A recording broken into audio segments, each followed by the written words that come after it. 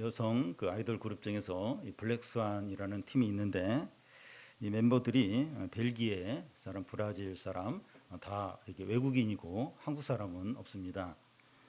멤버들이 다 외국인이지만 한국말을 잘하고 한국 노래를 하고 또 한국 아이돌 그룹의 시스템에 따라서 운영이 이제 된다고 합니다. 이 블랙스완 같은 팀이 이제 생겼다는 것 자체가 이 K-팝이 세계적이 되었고 세계적으로 인정받고 있다는 것을 이제 의미합니다. BTS나 블랙핑크 같은 아이돌 그룹이 미국이나 프랑스나 독일이나 브라질이나 일본이나 베트남에서 공연하는 영상을 보면 5, 6만 명이 들어가는 그 축구장 같은 큰 공연장에 빈자리가 없을 정도로 꽉 차고 2, 3일 공연을 해도 매일 이제 매진이 되고 또 공연장에 좀 더 좋은 자리에 앉기 위해서 2, 3일 전부터 막 이렇게 밖에서 노숙하면서 이렇게 밖에서 텐트 치고 기다리는 그런 장면을 볼 수 있습니다. 이 한국 아이돌 그룹이 한국에서는 뭐 홀대를 받는 건 아니지만 외국에서 더 인기가 많은 것 같습니다.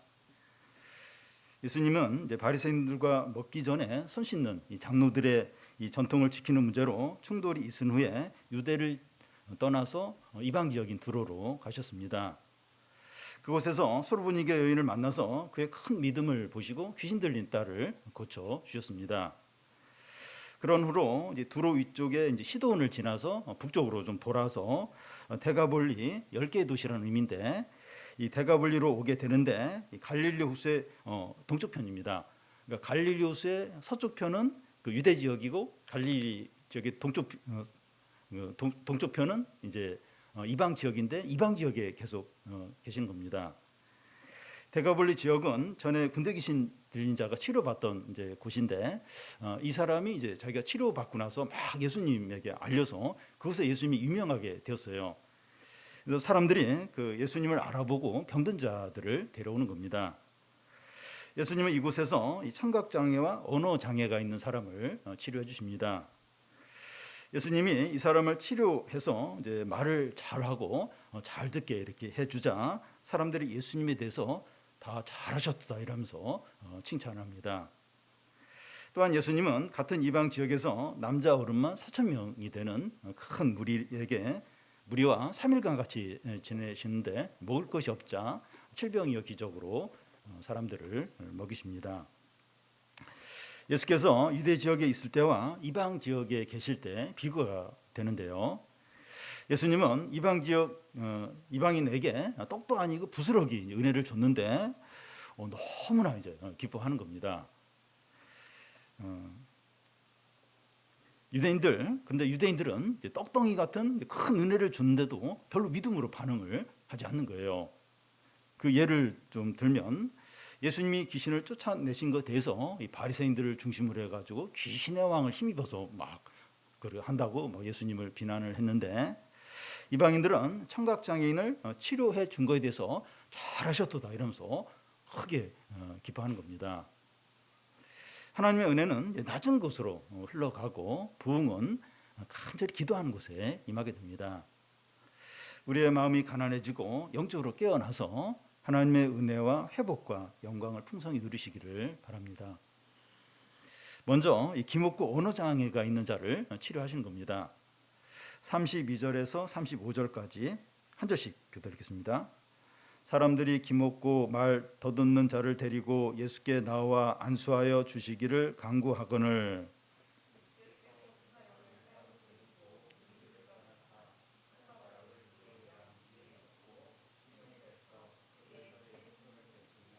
하늘을 우러러 탄식하시며 그에게 이르시되 에바다 시니 이는 열리라는 뜻이라.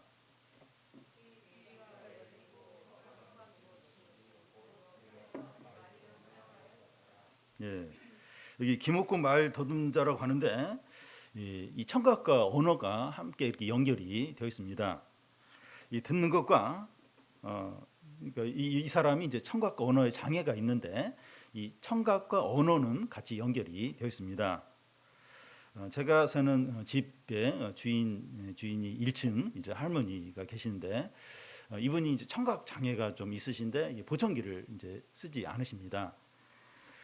그래서 본인이 이제 잘 안 들리시니까 목소리를 크게 이제 내시는데요. 할머니 집이 이제 1층이고 우리 집이 2층인데 이분이 평상시 하는 얘기가 우리 집에서 다 들릴 정도로 목소리가 굉장히 크십니다. 이 청각에 장애가 있으면 언어에 이제 장애가 올 가능성이 많습니다. 여기 소개된 사람은 청각과 언어 장애가 심했습니다.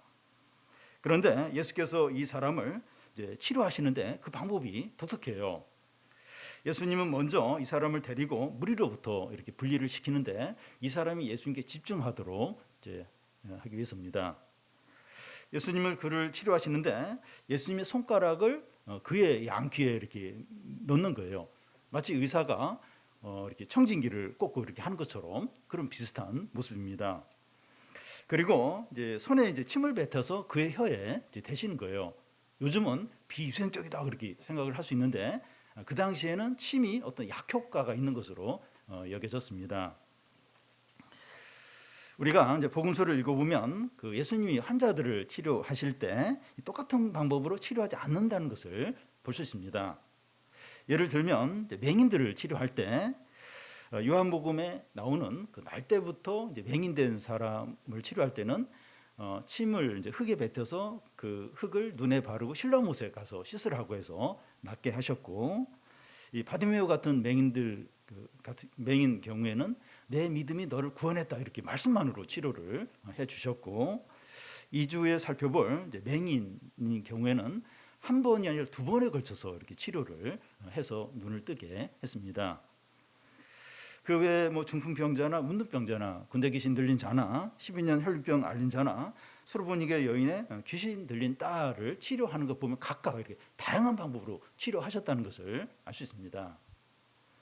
예수님은 이 사람들을 말씀만으로 치료하시거나 아니면 안수하는 방식으로만 이렇게 똑같이 이렇게 하실 수도 있는데 그렇게 하지 않는 이유가 무엇입니까? 모든 사람이 각각 다른 환경에 있고 또 다른 필요를 가지고 있고 다른 영적인 상태에 있고 다른 어려움들을 가지고 있기 때문입니다. 그래서 예수님은 각 사람에게 맞게 이제 이렇게 대하시면서 치료를 하시는 거죠. 여기 이 청각과 언어 장애가 있는 사람에게는 그에게 맞게 예수님의 손가락을 그의 귀에 넣고 또 예수님의 침을 그의 혀에 대서 이런 식으로 치료를 이제 하시는 거예요. 이렇게 하시는 이유는 그의 장애만 치료되는 것이 아니라 예수님을 인격적으로 느끼면서 믿음을 갖도록 이제 하기 위해서죠. 주님은 우리들에게 이렇게 획일적으로 이렇게 하시지 않고 이렇게 각 사람에게 맞게 이렇게 대하십니다. 이 쌍둥이도 똑같지 않아요. 우리 교회에 그 어린이 쌍둥이가 있고 청소년 쌍둥이가 있고 장년 쌍둥이 분이 계십니다. 이 작년 쌍둥이 분은 뭐 이렇게 외모가 너무 비슷해가지고 착각을 이렇게 할 정도로 너무나 외모가 이제 비슷하십니다. 쌍둥이라도 이제 성격이나 좋아하는 것이나 재능이나 신앙이 다 달라요. 주님은 이 쌍둥이 같이 비슷한 사람들까지도 각 사람에 맞게 대하십니다. 이 공부나 진로나 취업이나 결혼이나 이 건강이나 대인 관계에서 각 사람이 다 다르게 하십니다. 하나님 우리를 인도하시고 모든 것을 주관하신다고 하는데 이 각 사람을 다 다르게 이제 하십니다. 왜냐하면 우리 각자의 기질과 성격과 재능과 상황이 다 다르기 때문입니다. 그래서 우리는 이제 다른 사람과 이제 비교하면서 불평하지 않아야 돼요. 대학 입시나 취업이나 결혼이나 경제적인 것이나 질병이나 외모를 보면 다 다르죠. 다 다릅니다. 하나님은 우리 각자에게 가장 유익하도록 인도를 하시는데 우리 입장에서는 비교가 되니까 불평이 이제 나오는 겁니다. 저 사람만 하나님이 사랑하시는 것 같고 저 가정만 축복하시는 것 같다는 거죠. 저는 이제 담임 목사이니까 교인들의 상황을 좀 더 이제 더 많이 이제 아는 부분이 있는데요. 하나님은 누구만 어느 가정만 이제 일방적으로 사랑하시지 않습니다. 지금 현재는 막 축복을 많이 받는 것 같아요. 근데 과거에 큰 어려움, 고통을 당했죠. 제가 말할 수 있는 것은 하나님은 공평하시고 각자에 맞게 대하신다는 겁니다. 지금 당장이나 일정 기간만 보면 하나님은 공평하지 않다고 여겨질 수 있어요. 그런데 조금 멀리 보고 전체적으로 보고 영적으로 보면 하나님은 각자에게 최선으로 이렇게 인도를 하십니다. 내가 나를 아는 것보다 주님이 나를 훨씬 더 잘 아시는 목자시기 때문에 선하게 가장 좋은 것으로 인도를 하시는 거죠. 예수님은 이 장애인의 이제 귀에 이제 손을 넣고 또 침을 그의 혀에 대신 후에 이제 기도를 하세요. 어떻게 기도를 하십니까? 하늘을 우러러 탄식하시며 에바다 열려라 이렇게 하십니다. 의사가 이제 환자를 진찰하면서 한숨을 길게 이렇게 내쉬면 환자가 크게 당황을 할 겁니다. 예수님이 이 사람을 이제 이렇게 치료하시면서 탄식을 이제 하시는 겁니다. 왜 그렇게 합니까? 이 탄식은 어떤 때 하게 되죠? 너무나 비참한 모습을 보거나 너무나 속상할 때 탄식을 하죠. 깊은 한숨을 쉬게 됩니다. 사단의 지배하에서 비참해진 이 망가진 이 사람의 모습을 보면서 탄식하십니다. 김옥고 말에 장애가 있는 자를 통해서 사람들의 영적인 어둠을 보시는 거죠. 귀가 정상인데도 하나님의 말씀을 들어도 깨닫지 못한 사람들이 있다는 겁니다. 그러니까 영적인 어떤 장애인들이 있다는 겁니다. 이 사람이야 이제 귀가 이제 장애가 있어서 듣지 못하고 깨닫지 못하지만 유대인과 제자들은 귀가 정상인데 하나님의 말씀을 들어도 깨닫지 못하는 겁니다. 영적인 청각 장애인들이죠. 예수님이 진정으로 탄식하는 것은 이 영적인 청각 장애인들을 향해서 그렇게 하시는 겁니다. 이 사람이야 이제 육체적인 장애가 있어서 이제 못 듣고 그러지만 귀가 정상인데 말씀을 들어도 전혀 깨닫지 못하는 이 영적인 청각 장애인 이들에 대해서 진짜 깊이 탄식을 이제 하십니다. 영적인 청각 장애인들의 문제가 뭡니까?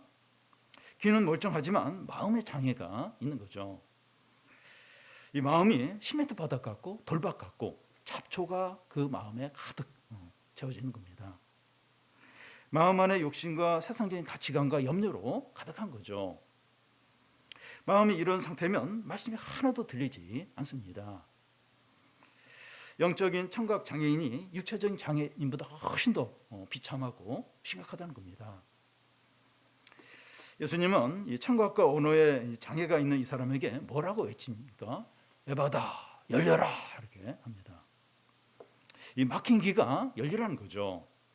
그러자 그의 귀가 열리고 혀에 맺힌 것이 풀려서 말을 잘하는 거예요. 잘 듣는 겁니다. 이 장애인이 이렇게 치료가 된 것은 예수님이 그의 귀에 손가락을 넣고 예수님의 침을 혀에 이렇게 대서 그게 아니에요. 에바다 주님이 말씀하셨기 때문에 말씀으로 이 사람이 치료가 된 겁니다. 그런데 예수님의 이 외침은 그 영적인 청각 장애인을 향해서도 외치시는 거예요. 영적인 귀가 열려서 하나님의 말씀을 듣고 깨닫고 믿으라는 거죠. 주님이 이 시간에 우리에게도 이렇게 외치십니다. 에바다 열려라 열려라 외치십니다. 더 이상 영적인 청각 장애인으로 살지 말라는 겁니다. 이번 캠프에 참석한 청소년들의 소감문을 제가 좀 읽어봤는데요. 청소년들은 뭐 체면 이런 거 생각하지 않아요. 그러니까 자기 그 생각대로 이렇게 말하고 그대로 이제 표현을 이제 합니다. 그러니까 청년들이나 어른은 뭐 이렇게 체면 이런 게 있어서 이렇게 그 마음이 없어도 이제 그 이렇게 해요. 근데 청소년들은 거의 그냥 마음을 그대로 표현하고 말로 하고 행동을 하는 편입니다. 설교가 지루하거나 어렵거나 힘들었으면 그대로 그렇다고 해요. 그렇다고 소감문에 그대로 씁니다. 이번에도 몇 명의 청소년들이 뭐 길었다, 지루했다 이제 이렇게 쓴 청소년들이 있는데 훨씬 더 많은 청소년들이 참 이해가 잘 되었고 또 은혜를 받았고 또 나에게 하시는 말씀으로 잘 들었다 이렇게 했습니다. 제가 설교를 잘한 것이 아니라 에바다 열렸기 때문에 하나님 열어주셨기 때문이죠. 그동안 우리가 하나님의 말씀을 들어도 한 귀로 듣고 한 귀로 이렇게 그냥 흘려 보내거나 이 마음의 벽에 부딪혀서 깨닫지 못했을 수 있는데 에바다 열리라고 하십니다. 우리 마음 안에 욕심과 교만과 고집과 세상 가치관과 이런 것이 가득해서 말씀이 들리지 않을 수 있는데 에바다 열려라 열려라 외치십니다. 지금 에바다 열리라 하고 주님이 이 말씀으로 말씀하시는데 우리 귀가 다 열려서 말씀이 깨달아지고 또 잘 들리고 믿어지시기 바랍니다. 김옥구 언어장애가 있는 자가 이제 말을 하고 이제 귀로 듣는 걸 보면서 사람들이 어떻게 반응합니까? 37절을 같이 한번 읽겠습니다. 사람들이 심히 놀라 이르되 그가 모든 것을 잘하였도다. 못 듣는 사람도 듣게 하고 말 못하는 사람도 말하게 한다 하니라. 그가 다 잘하였도다. 이런 말을 이제 이방인이 하는 거예요. 하나님을 잘 모르는 이방인들이 볼 때도 예수님이 하시는 일이 다 선하고 아름답고 좋은 일을 한다는 거예요. 전에 예수님이 귀신을 쫓아내는 것을 보면서 바리새인들은 귀신의 왕을 힘입어서 막 한다고 막 비난을 했는데, 그런데 이방인들은 예수님이 하시는 일을 보면서 그가 다 잘했다고 칭찬하면서 기뻐하는 겁니다. 하나님의 은혜와 구원이 유대인을 떠나서 이방인에게 가지 않을 수 없는 거죠. 여기 그가 다 잘했다 하는 것은 하나님께서 이제 우주 만물을 창조하신 후에 보기에 심히 좋았더라 하는 것과 같은 말입니다. 하나님은 산과 하늘과 별들과 식물과 동물들과 사람들까지 너무나 선하고 아름답고 완벽하게 만드셨습니다. 이걸 어떻게 알 수 있는가? 예를 들면 자연을 보면 가장 아름답고 멋진 곳은 사람이 들어가지 않은 곳, 사람이 개발하지 않은 곳, 그런 곳입니다. 사람이 만지기만 하면 다 망가져요. 다 문제가 일어나게 됩니다. 왜냐하면 죄로 망가진 사람이 만지고 뭔가를 하려고 하기 때문이죠. 하나님께서 만드신 것 중에 최고의 걸작품은 인간입니다. 피조물 중에서 하나님의 형상으로 유일하게 창조한 존재가 인간이죠. 그런데 인간이 죄로 타락하면서 망가졌어요. 무너지고 막 비참해지고 완전히 망가져 버렸습니다. 그런 얘들이 이제 들것에 실려온 이제 중풍병자나 12년 혈병 걸린 여인이나 또 문둥병자나 야외로에 죽어가는 딸들이 이제 여기에 해당하고, 그뿐만 아니라 심각한 문제와 아픔과 고통을 갖고 또 정서적인 문제를 가진 사람들이 너무나 많습니다. 그런데 예수께서 이제 이런 사람들을 치료해요. 회복시키시고 또 온전케 하시는 겁니다. 사람들이 예수님께 어떤 문제와 상처를 가지고 나왔든지 다 고쳤어요. 그리고 온전하게 하시는 겁니다.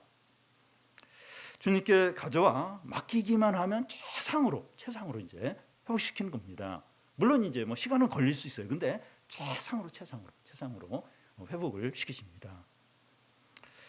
제가 이제 대학 1학년 때 이제 복음을 이제 듣고 이제 저희 삶을 이제 주님께 이제 조금씩 맡기기 시작을 했는데 30여 년이 지난 지금 이렇게 돌아보면 너무나 많이 이렇게 좀 좋아졌고 또 가장 좋은 길로 인도하셨고 또 최상의 것으로 채워주셨습니다. 캠프에 가면 제가 이제 인솔 선생님들 또 인솔 사역자들하고 같이 성경 공부를 하는데 이번에 그 인솔 선생님들이 저한테 문 목사님이 삶을 솔직하게 나누어줘서 너무 좋았다고 그렇게 칭찬을 했습니다. 3박 4일 지내니까 이제 그런 거라고 이제 제가 말했습니다. 30여 년 전과 지금 저를 비교하면서 좋은 부분이 있다면 하나님이 바꾸신 거죠. 하나님이 아름답게 이렇게 바꾸신 겁니다. 그가 다 잘했도다. 주님이 하시는 모든 일이 원더풀하는 겁니다. 최고이고 최상. 그런데 우리 중에 하나님께 맡겼는데 그러지 않던데요 하는 분이 있을지 모르겠어요. 그것은 아직 과정 중에 있는 것일 수 있고 전적으로 맡기지 못해서 그럴 수 있고 세상적으로 외적으로만 봐서 그럴 수 있습니다. 요한복음의 양과 목자의 비유를 보면 목자이신 주님이 양인 우리를 위해서 목숨을 버리세요. 그리고 풍성한 은혜를 이제 주십니다. 시편 23편은 여호와는 나의 목자시니 내게 부족함이 없다고 합니다. 과거와 현재에도 인도하시고 보호를 하시고 좋은 것을 채워주셨지만 미래에도 여호와의 인자하심과 성실하심이 우리와 영원히 함께 한다는 겁니다. 그래서 우리의 가장 중요한 거, 자녀나 또 진로나 취업이나 사업이나 결혼이나 노후 생활이나 우리 자신을 주님께 전적으로 맡기시기 바랍니다. 원더풀 다 잘하세요. 가장 안전하고 가장 좋고 가장 복되고 최상이 됩니다. 나에게 가장 중요해. 이거 잘 돼야 되는데 주님께 맡기면 그러면 원더풀 다 잘하셔도 다. 우리 소중한 걸 맡겼는데 확 찢어가지고 휴지도 확 하고 땅에 내던지고 그러시겠습니까? 내 소중한 걸 주님께 맡겼는데 원더풀 다 잘하셔도 다. 최상 최고로 내가 기대했던 것보다 그 이상으로 그렇게 하시죠. 다음은 칠병이어의 기적입니다. 1절에서 3절까지 한 절씩 교독 읽겠습니다. 그 무렵에 또 큰 무리가 있어 먹을 것이 없는지라 예수께서 제자들을 불러 이르시되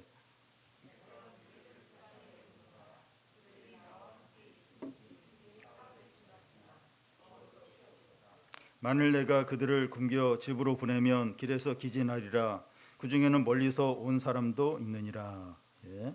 여기 큰 무리가 있다고 하는데 어른 남자만 4,000명 정도 됩니다.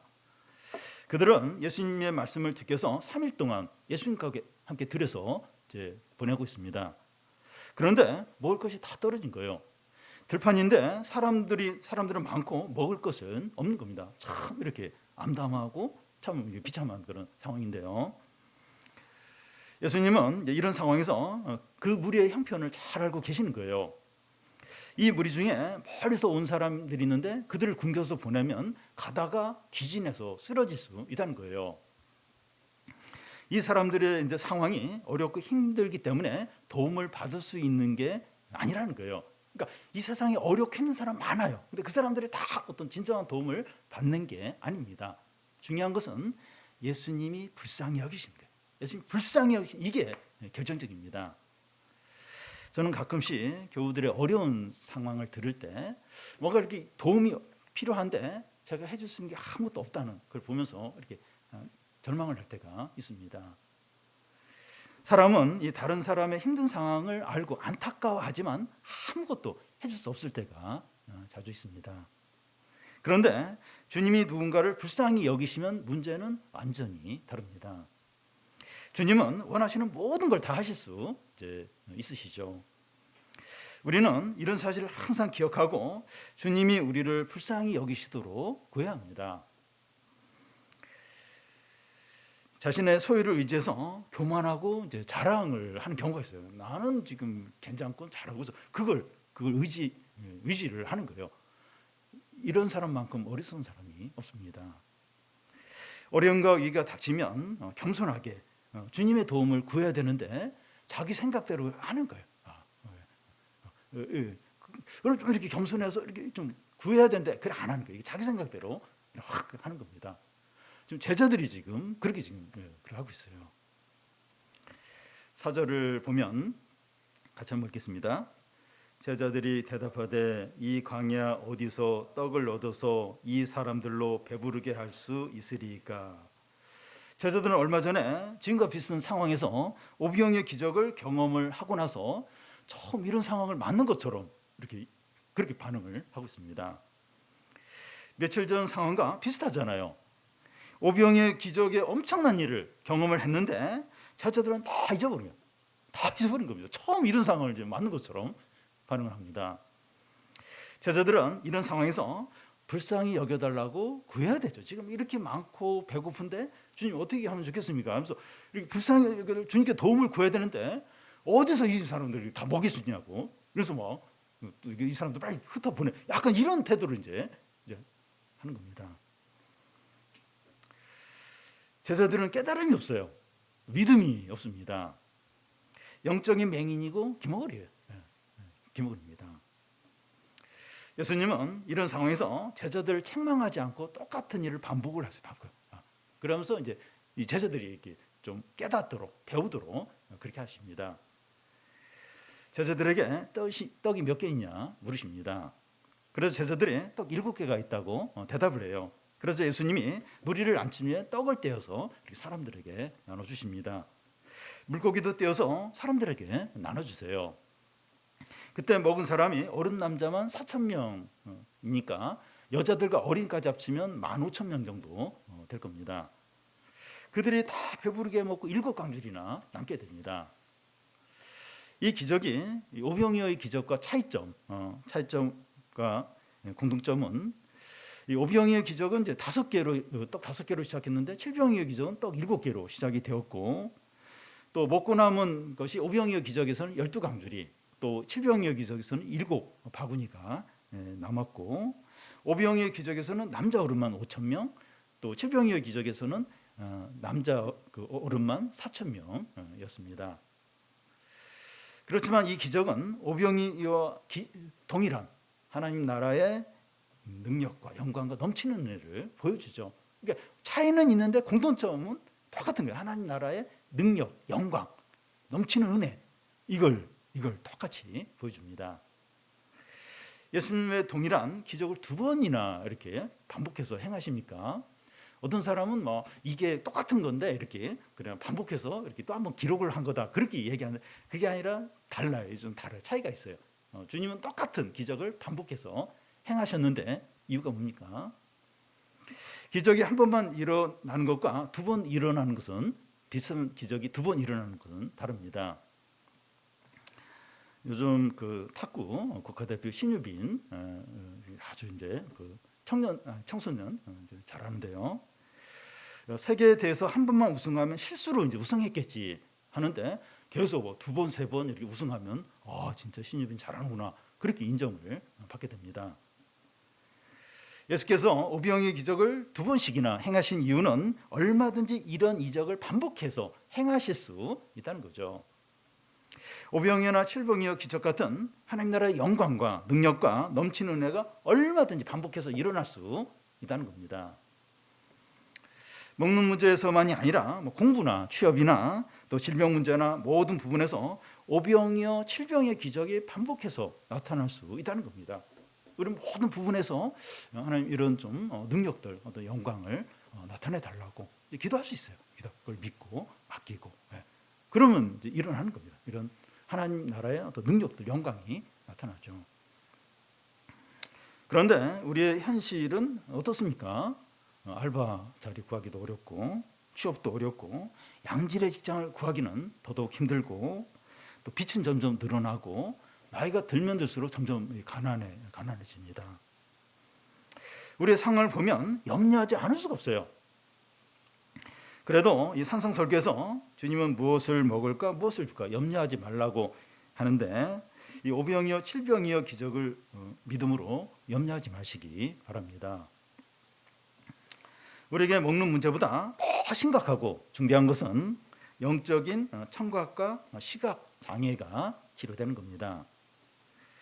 말씀을 듣지 못하고 하나님을 이제 느낄 수 있는 그런 눈이 보이지 않는, 이게 진짜 이 말씀이 들려야 되는데 깨달아지는데 안 들려요. 그리고 주님이 느껴지고 주님의 어떤 살아계심이 이게 느껴져야 되는데 그 눈이 다 막혀서 느끼지 못하고 보지 못하는 겁니다. 에바다 열려라, 주님이 외치십니다. 오늘 우리에게 이렇게 이 귀가 좀 말씀이 들리도록 믿어지도록 눈이 뜨여져서 이 하나님이 함께 하신 그게 느껴지도록 보이도록 에바다 열려라 외치십니다. 지금 이 시간 우리의 귀가 열려서 주님의 말씀이 들리고 우리 눈이 열려서 주의 기적을 범으로 원더풀, 주님 다 잘하셨습니다 하면서 감사하고 기뻐하고 찬양하시기를 바랍니다.